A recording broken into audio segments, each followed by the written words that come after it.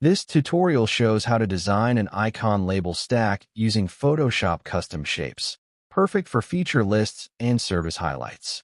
Open Photoshop and create a vertical canvas. Select the Custom Shape tool and draw several rounded rectangle shapes stacked evenly. On the left side of each rectangle, place a circle custom shape for icons. Adjust the spacing so everything feels consistent. Use the Type tool to add short labels next to each icon, keeping font size uniform. Highlight the most important label by changing its background color slightly. Duplicate the entire stack, move it behind, and add a soft shadow to separate layers. Zoom out. The stack now looks organized, readable, and visually